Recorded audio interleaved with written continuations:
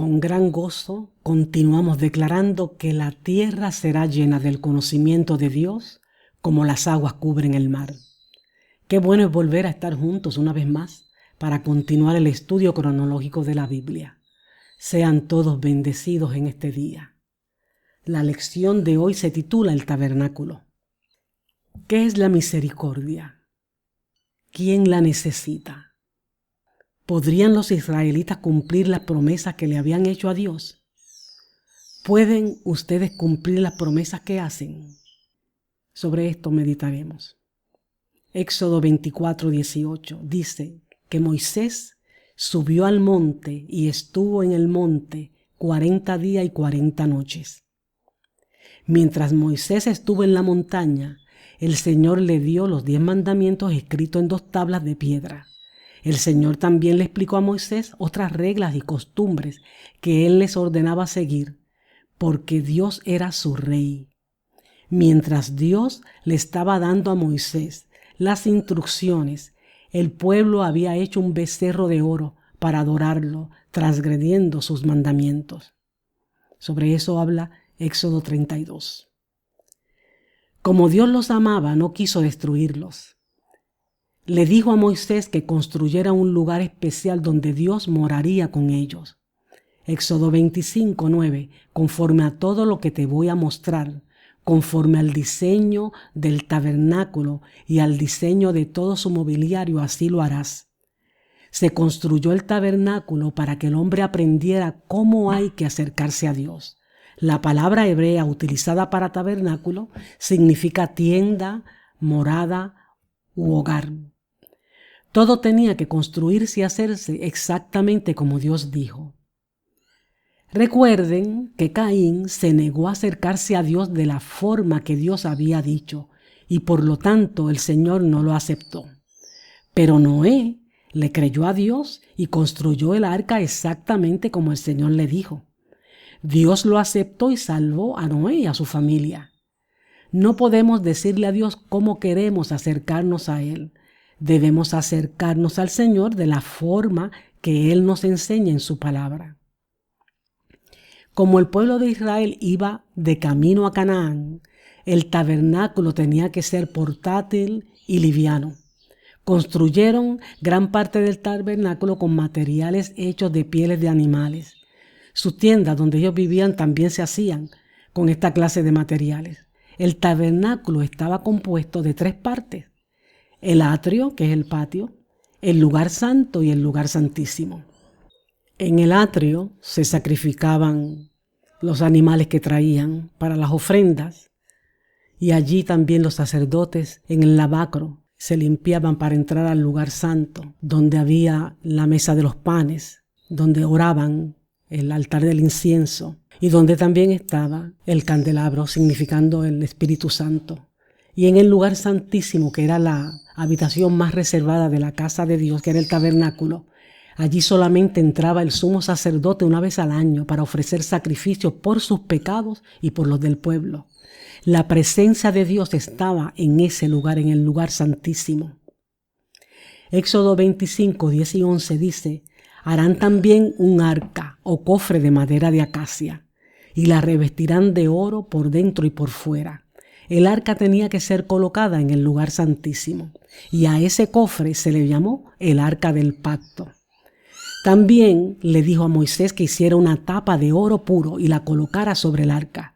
La tapa se llamaba el propiciatorio y el propiciatorio era importante porque representaba la misericordia de Dios.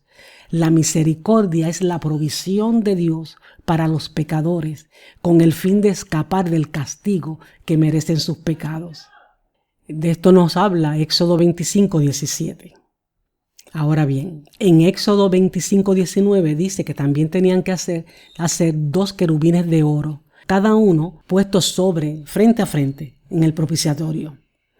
Recuerden que Dios puso un querubín a la entrada del huerto para que Adán y Eva no tuvieran acceso al árbol de la vida.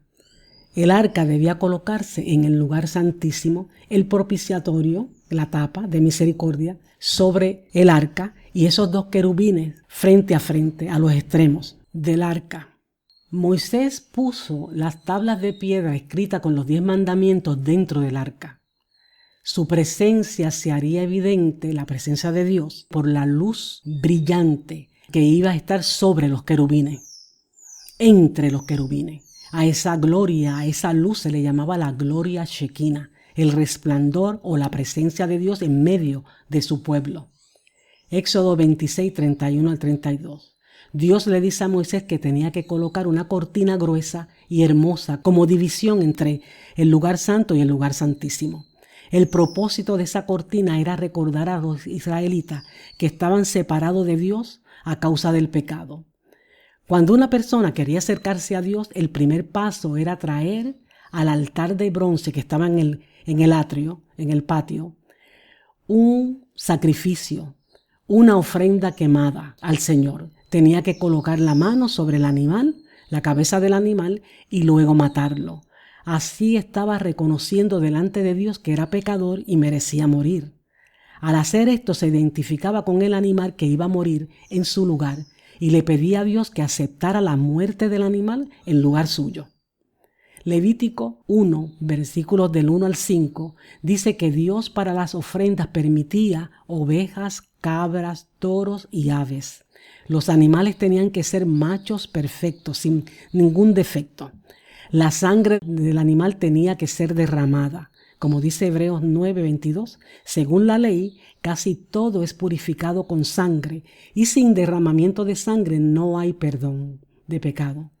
La sangre servía para recordar o ilustrar el castigo que exige el pecado. La separación del pecado de Dios es el único pago justo por el pecado.